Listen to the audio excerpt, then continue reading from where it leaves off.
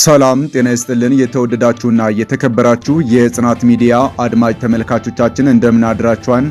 ዕለተ ቅዳሜ ህዳር 13 2018 ዓ.ም የረፋድ የመረጃ ሰዓታችን ወደ እናንተ የምናደርስበት ሰዓት ላይ እንገኛለን። በመረጃ ሰዓታችንም ለእናንተ ይመጥናሉ መደመጥ አለባቸው ያልናቸውን መረጃዎች ይዘናል። ለመከታተል ያመቻችሁ ዘንድ በቅድሚያም አርዕስተ ዜናዎቹን እናስደምጣችሁ። የአገዛዙ ስርዓት በከፍተኛ የትምህርት ተቋማት ላይ ሰላማዊ ሰልፍ በሚያካሂዱ የዩኒቨርሲቲ ተማሪዎች ላይ ጥቃት አደረሰም። በተለያዩ የከፍተኛ ትምህርት ተቋማት ላይ የሚማሩ ተማሪዎች ከሰሞኑ የአገዛዙ ሹም ፕሮፌሰር ብርሃኑ ነጋ ባቀረቡት ሐሳብ መሰረት በከፍተኛ ተቋማት የሚማሩ ተማሪዎች ሰላማዊ ሰልፍ እያካሄዱ ባለበት ወቅት ነው ለሞት የተዳረጉትም። በዝርዝር የምታደምጡት ይሆናል። የህዝብ ተወካዮች ምክር ቤት አባሉ ዶክተር ደሳለኝ ጫኔ ብልጽግናን ወረፉ። በአማራ ህዝብ በተፈጸሙ የሰብአዊ መብት ጥሰቶች ላይ ገለልተኛ ዓለም አቀፍ ምርመራ ሊደረግ ይገባል ሲሉም ዶክተር ደሳለኝ ጫኔ አሳስበዋል። ሌላኛው መረጃችን ነው። ብልጽግናው መራሹ መንግስት በተለያዩ ክልሎች ወጣቶችን እያፈነ በግዳጅ እያፈሰ እንደሆነ ታወቀም። በግዳጅ አንወጣም ያሉ ወጣቶችም ድብደባና ግርፋት እየደረሰባቸው እንደሆነም ተሰምቷል። ከምንጮቻችን ያገኘነውን መረጃ ትሰሙታላችሁ። የአገዛዙ ስርዓት በዘመቻ አርበኛ አደማሊ በተማረኩ ምርኮኞች ላይ የድሮን ጥቃት ፈጸመ። ለስርዓቱ አገልጋዮች የነበሩ ምርኮኛ ወታደሮችንም ረሽኗል፣ በድሮንም ጨፍጭፏል። ይህ በእንዲህ እንዳለ ደግሞ በዛሬው ዕለት ህዳር 12 2018 ዓ.ም ጨፍጫፊው የአገዛዙ ሰራዊት ሁለት ቄሶችን በአሰቃቂ ሁኔታ ረሽኗል። ከግንባር የተገኘውን መረጃም እናስደምጣችኋለን።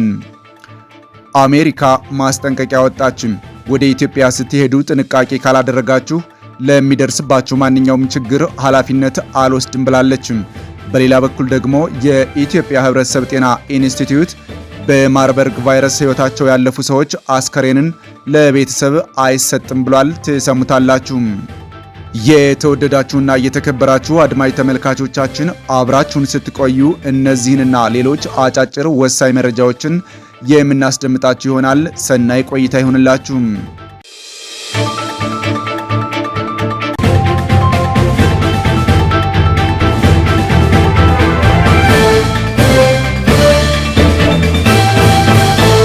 የአገዛዙ ስርዓት በከፍተኛ የትምህርት ተቋማት ላይ ሰላማዊ ሰልፍ በሚያካሂዱ የዩኒቨርሲቲ ተማሪዎች ላይ ጥቃት አደረሰም። በተለያዩ የከፍተኛ ትምህርት ተቋማት ላይ የሚማሩ ተማሪዎች ከሰሞኑ የአገዛዙ ሹም ፕሮፌሰር ብርሃኑ ነጋ ባቀረቡት ሐሳብ መሰረት በከፍተኛ ተቋማት የሚማሩ ተማሪዎች ሰላማዊ ሰልፍ መካሄዱ ይታወቃል። ሆኖም ከሰልፉ ጋር በተያያዘም በአማራ ክልል የሚገኙ የከፍተኛ የዩኒቨርሲቲ ተቋማቶች ሰላማዊ ሰልፍ የሚያካሂዱ ተማሪዎች ትናንት ህዳር 11 2018 ዓ.ም ጠዋት ላይ በደባርቅ ዩኒቨርሲቲ ግቢ ውስጥ ተማሪዎች የምግብ እጥረት አለም ይስተካከል ብለው ሰላማዊ ሰልፍ በወጡት የግቢ የጥበቃ ሰራተኞችና ፖሊሶች ተኩስ ከፍተው የሁለት ተማሪዎች ህይወት እንዳለፈና ሌሎች ላይ ጉዳት እንደደረሰም ከመረጃ ምንጮቻችን ያገኘነው መረጃ ያመለክታል።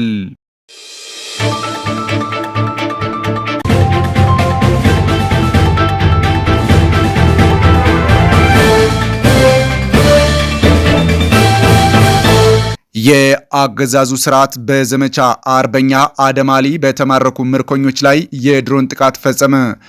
ለስርዓቱ አገልጋዮች የነበሩትን ምርኮኞች ወታደሮችንም ረሽኗል፣ በድሮንም ጨፍጭፏል። ይህ በእንዲህ እንዳለ ደግሞ በዛሬው ዕለት ህዳር 12 2018 ዓ.ም ጨፍጫፊው የአገዛዙ ሰራዊት ሁለት ቄሶችን በአሰቃቂ ሁኔታ ረሽኗል። ፋሽስቱ የብልጽግና አገዛዝ ምስራቅ አማራ ቀጠና ሰሜን ወሎ ዞን ቦግና ወረዳ ዙሪያ በፈጸመው ተደጋጋሚ የድሮን ጥቃት በዘመቻ አባናደው የተማረከውን የ12ኛ ክፍለ ጦር ምክትል አዛዥ ኮሎኔል ዘሪሁን ማሙዬን ጨምሮ በርካታ ንጹሃኖች ሲሞቱም በርካቶች ላይ ከባድ ጉዳትም አድርሷል። ፋሽስቱ የብልጽግና አገዛዝ ትናንትና ህዳር 10 2018 ዓ.ም ቦግና ወረዳ ቋሮ 2 ጊዜ፣ ብርኳኳ 1 ጊዜ እንዲሁም ብርኮ ገብርኤል እየተባለ ከሚጠራው ቦታ 1 ጊዜ በአጠቃላይ ከምሽቱ 12 ሰዓት ከ40 እስከ ምሽቱ 5 ሰዓት ከእኩል ድረስ 4 ጊዜ የድሮን ጥቃት በመፈጸም በዘመቻ አደማሊ አባናደው የተማረከውን ኮሎኔል ዘሪሁን ማሙዬንና ሌሎች 3 አብረውት የነበሩ ምርኮኞችንና ያደረበትን ቤት ባለቤቶች ሁለቱንም ጨምሮ በተጠቀሱት ቦታዎች በርካታ ንጹሃኖች ሲሞቱም በርካቶች ቀላል እና ከባድ ቁስለኛ ሆነዋል። ቤትና ንብረት ላይም ከባድ ጉዳትና ውድመትም አድርሷል። ከዚህ በተያያዘ ዜና ላስታ ጄኔራል አሳምነው ጽጌ ኮር በዘመቻ አርበኛ አደማሊ አባናደው ባደረገው ልዩ ዘመቻ የተማረኩ በመቶዎች የሚቆጠሩ የፋሽስቱ አገዛዝ ብልጽግና ሰራዊት እጁ ላይ ያሉ መሆኑን የሚታወቅ ሲሆን እነዚህ ምርኮኞች ምግብና ውሃ የሚቀርብላቸውና የሚመግባቸው ፋኖም ጥበቃቸውም ፋኖም የሕክምና አገልግሎትም ሆነ ሌሎች ሰብአዊ አገልግሎቶች የሚሰጧቸው ፋኖም መሆኑን ግንዛቤ ውስጥ በማስገባት በቀጣይም ተመሳሳይ የፋሽስቱን አገዛዝ ብልጽግናን ጥቃቶች ሊፈጸምባቸው እንደሚችሉም ዓለም አቀፍ ማህበረሰብ እንዳውቅልንና በተለይ ቀይ መስቀል ምርኮኞቹን እንዲረከበን ስንል በድጋሚ መልእክታችንን እናስተላልፋለን ብሏል የላስታ ጄኔራል አሳምነው ጽጌ ኮር። ይህ በእንዲህ እንዳለ የአገዛዙ ኃይል በሌሊት በበርካታ አቅጣጫ ማለትም በደንበጫ ከመሸገው ቡድን በብር ሸለቆ ክሊኒክ ሰንሰን ቀጠና ማቻካል ወርቃማ ቀጠና በርካታ ኃይል ወደ ፋኖ ቀጠናዎች ያንቀሳቀሰ ሲሆን በከባድ መሳሪያ የታገዘ ውጊያ እየተደረገ ሲሆን የደገራ በምትባል ቀበሌ ላይ 2 ወንድማማች ቄሶች የአሸባሪው የአብይ አህመድ ኃይል በግፍ ረሽኗቸዋል ሲሉም የዓይን እማኞች ለጽናት ሚዲያ የገለጹ ሲሆን በዚህ ቀጠና የድሮን ጥቃት እንዳለም ለማወቅ ተችሏል። አገዛዙ ከምድር ጦር በተጨማሪ በክልሉ በተለያዩ አካባቢዎች የድሮን ቅኝት እያካሄደም ይገኛል። በተለይ በሰሜን ወሎ ዞን በዞብል፣ በራያ አንዳንድ አካባቢዎች፣ በተኩለሽ፣ በኩልመስክ፣ በግዳን ወረዳ እንዲሁም አይና ቡግና በመቄትና ዳውንት በተባሉ ቦታዎች የድሮን ቅኝት እንዳለ ለማወቅ ተችሏል። ይህ በእንዲህ እንዳለ ደግሞ ተጨፍጫፊው የአገዛዙ ሰራዊት 2 ቄሶችን በአሰቃቂ ሁኔታ ረሽኗል። የአንድ ፋሽስታዊ ስርዓት ሎሌ በመሆን ንጹሃንን በአሰቃቂ ሁኔታ በመጨፍጨፍና በመዝረፍ እንዲሁም አያሌ እኩይና አስነዋሪ ተግባራትን በመፈጸም የተጠመደው ወራሪው የብልጽግና ሰራዊት በየሄደበት ሁሉም ንጹሃንን እየጨፈጨፈ ይገኛል። ጨፍጫፊው የአገዛዙ ሰራዊት በዛሬው ዕለትም ቄስ ጌቴ ጋሹና ቄስ በለጠ ካሴ ወደ ቤተክርስቲያን አገልግሎት በመሄድ ላይ ያሉ 2 ቄሶችን በአሰቃቂ ሁኔታም ረሽኗል።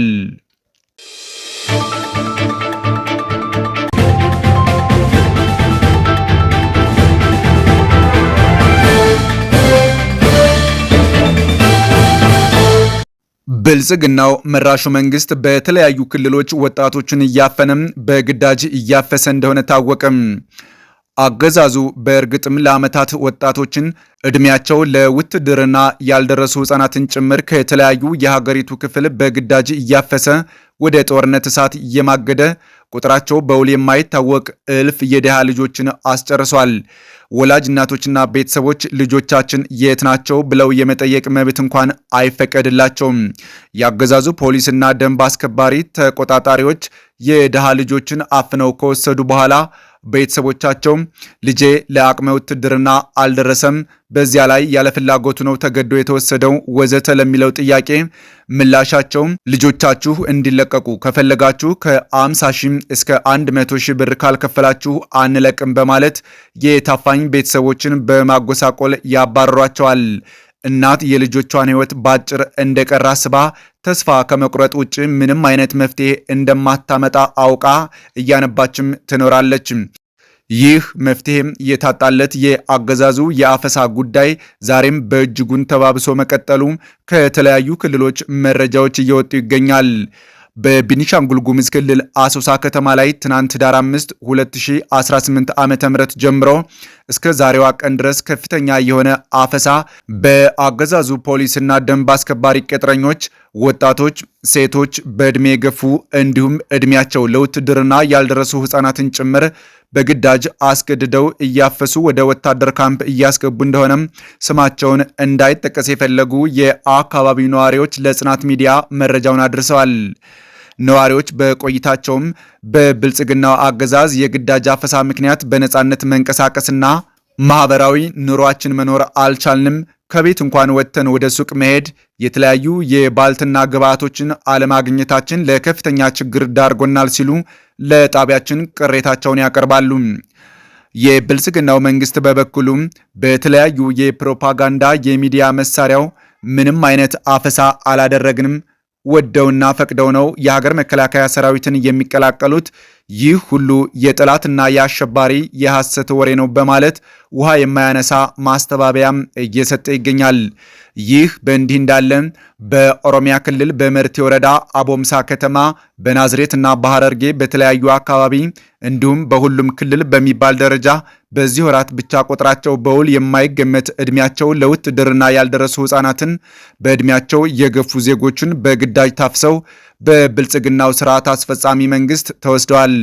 በአርሲ ዞን መርቲ ወረዳ አቦምሳ ከተማ ህዳር 11 2018 ዓ.ም በአገዛዙ በፖሊስና በሚሊሻ አባላት በየመንገዱ የሚንቀሳቀሱትን ዜጎች በግዳጅ እያፈሱ ወደ ወታደር ካምፕ ማጎሪያ መጋዘን እየወሰዱ እንደሚገኙ አንድ የከተማው ነዋሪ የሆኑ ግለሰብ አቤቱታቸውን ለሚዲያችን ተናግረዋል።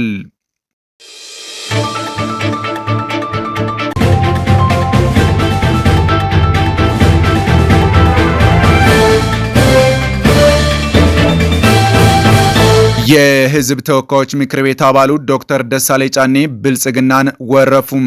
በአማራ ህዝብ በተፈጸሙ የሰብአዊ መብት ጥሰቶች ላይ ገለልተኛ ዓለም አቀፍ ምርመራ ሊደረግ ይገባል ሲሉም ዶክተር ደሳለኝ ጫኔ አሳስበዋል። ዶክተር ደሳለኝ ጫኔ በቢቢሲ የቀረበውን ዘገባ በተመለከተም በሰጡት አስተያየት ሪፖርቱን በአማራ ህዝብ ላይ በአሁኑ ወቅት እያጋጠመ ያለውን ከፍተኛ ስቃይ የሚያረጋግጥ መሆኑን ገልጸዋል። በአረመኔው አብይ አህመድ ጡት ቆራጮች ኃይሎችና በፋኖ ታጣቂዎች መካከል ግጭቱ ከተከሰተ ወዲህ ይህ ቀውስ እየተባባሰ መሄዱን የጠቀሱት ዶክተር ደሳለኝ ጫኔም በሰላማዊ ሰዎች ሞት፣ ስቃይና መፈናቀል ሀገሪቱ እየተጎዳች መሆኑን አስረድተዋል። በተራዘመው የእርስ በርስ ጦርነት ንጹሐን አማሮች የጅምላ ተጠቂ ሲሆኑ ዝም ብሎ መመልከት እንደማይገባ ያሳሰቡት ዶክተር ደሳለኝ ጫኔ ጨምረውም እንደ ህዝብ ተወካይነቴ ሁሉም ተፋላሚ አካላት በአስቸኳይ ግጭቱን እንዳቆሙ ጥሪ አቀርባለሁ ብለዋል።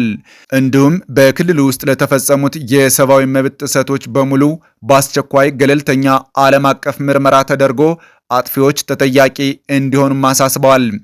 ዶክተር ደሳለኝ ጫኔ በመልእክታቸውም ማጠቃለያም ሲሰጡ ዘላቂ ሰላም የሚመጣው የአማራን ህዝብ ህጋዊ ጥያቄዎች እውቅና በመስጠት ታማኒነት ያለው የፖለቲካ ውይይት ማድረግ ነው ያሉ ሲሆን የአማራ ህዝብ ሰላምና ደህንነት የማግኘት ህገ መንግስታዊ መብት እንዳለውም ገልጸዋል።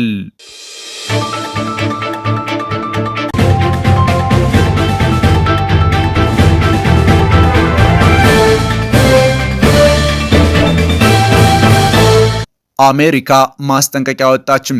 ወደ ኢትዮጵያ ስትሄዱ ጥንቃቄ ካላደረጋችሁ ለሚደርስባችሁ ማንኛውም ችግር ኃላፊነት አልወስድም ብላለችም። በሌላ በኩል ደግሞ የኢትዮጵያ ህብረተሰብ ጤና ኢንስቲትዩት በማርበርግ ቫይረስ ህይወታቸው ያለፉ ሰዎች አስከሬንን ለቤተሰብ አይሰጥም ብሏል። በኢትዮጵያ የማርበርግ ወረርሽኝ መከሰቱን ተከትሎ ከፍተኛ ስጋትን ፈጥሯል። በቫይረሱ የተያዙ ሰዎችም እንደሞቱ ይነገራል። የአሜሪካ የበሽታ ተቆጣጣሪና መከላከያ ሲዲሲም በኢትዮጵያ የተከሰተው የማርበርግ ወረርሽኝ አደገኛ ነው ብሏል። ወደ ኢትዮጵያ የምትሄዱ ዜጎች አስፈላጊውን ጥንቃቄ እንዲታደርጉ ሲልም አሳስቧል። ትናንት አሜሪካ የኢትዮጵያ መንግስት ታዳጊዎችን በግዳጅ ለውትድርና እየመለመለ ይገኛል። ቶሎ እንዲያቆምና በግዳጅ የመለመላቸውን ታዳጊዎች እንዲለቁ ማሳሰቡም ይታወሳል። በጸጥታ ጉዳይ ደግሞ የእንግሊዝ መንግስት ወደ ኢትዮጵያና ወደ ኤርትራ ዜጎቹን እንዳትሄዱ ማለቱ የሚታወስ ሲሆን የካናዳ መንግስትና የጀርመን መንግስት አዲስ አበባ ራሱ አስተማማኝ አይደለም፣ ወደ ኢትዮጵያ እንዳትሄዱ ሲሉ ዜጎቻቸውን ማስጠንቀቃቸውም አይዘነጋም። ይህ በእንዲህ እንዳለ ደግሞ በኢትዮጵያ በማርበርግ ቫይረስ ህይወታቸው ያለፉ ሰዎች አስከሬን ለቤተሰብ አይሰጥም ተብሏል።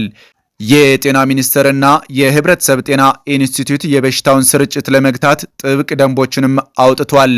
በቅርቡ በኢትዮጵያ ውስጥ መገኘቱ የተዘገበውን የማርበርግ ቫይረስ ስርጭት ለመቆጣጠር የጤና ሚኒስቴርና የህብረተሰብ ጤና ኢንስቲትዩት አዲስ መመሪያዎችን አስተላልፈዋል። በሽታው በንክኪ በቀላሉ የሚተላለፍ በመሆኑ ሕይወታቸው ያለፉ ሰዎች አስከሬን፣ የቫይረሱ ሰለባ የሆኑ ሰዎች አስከሬን ለቤተሰብ አይሰጥም። አስከሬኑ መታጠብ ወይም ማላሸት አይፈቀድም። አስከሬኑ በጤና ባለሙያዎች ክትትል በተጠበቀ መንገድ የቀብር ስነ ስርዓቱ ይፈጸማል። ቀብር የተፈጸመባቸው ቦታዎች ተጨማሪ ስርጭት እንዳይኖር በጥንቃቄ መመራትና መጠበቅ አለባቸው የሚል መመሪያም አስተላልፏል። የተወደዳችሁና የተከበራችሁ የጽናት ሚዲያ አድማጭ ተመልካቾቻችን ለቅዳሜ ረፋድ የያዝናቸው መረጃዎቻችን እነዚህን ይመስሉ ነበር። በሌላ የመረጃ ሰዓታችን እስከምንገናኝ ሰናይ ቀን ይሁንላችሁ።